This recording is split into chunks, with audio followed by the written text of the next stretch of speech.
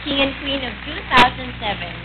Kuya Gabby, naalala mo po ba yung inawardan po kayo as Box Office King? Ano po yung feeling niyo nun? Ako parang kahapon lang nangyari din.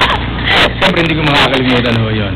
Maraming salamat po sa Guillermo Foundation kung hindi ko dahil dun wala akong malalagay sa aking bahay na alaala. At siguro naman lahat ng mga nanalo ngayon ay hindi din na makakalimutan yung mga awards na binibigay niya. At malaking karangalan po yun. Maraming salamat po. For being instrumental in the success of the number 1 box office movie for 2007, One More Chance, the Guillermo Foundation hereby bestows the Box Office King title to Mr. John Lloyd Cruz. Maingat na maingat niyang pinag-aaralan ang bawat eksena.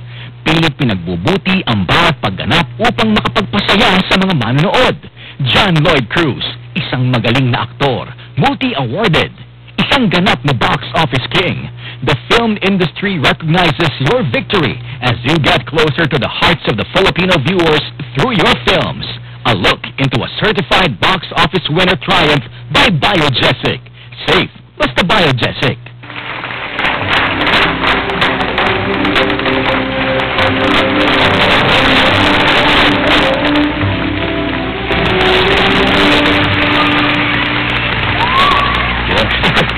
Good evening, magandang gabi sa inyo lahat.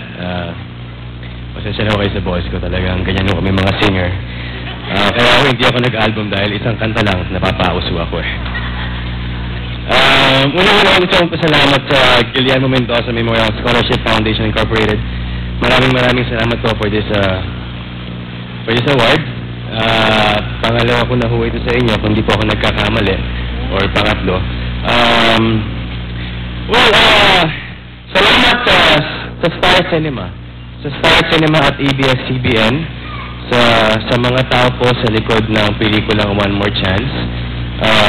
Kay, of course, our producer, kay Malu Santos, kay Ma'am Charo Santos,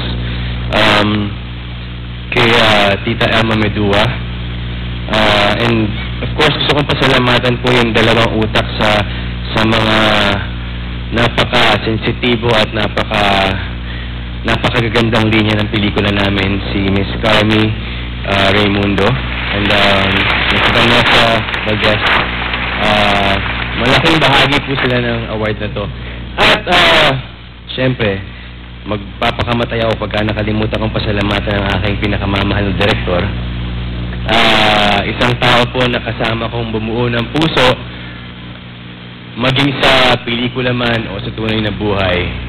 Maraming salamat, Direk Cathy Garcia Molina. Napakaganda mo sila. At nagsisisi ako na hindi ko inabutan ng iyong pagpanik sa entablado. Of course, gusto ko rin pasalamatan ang kasama ko sa pelikula, si Miss Bea Alonso, na kung hindi siguro dahil siya ang kasama ko rito, hindi ko siguro maibibigay kung ano yung kailangan maibigay sa pelikulan to. Ano ba ba? Gusto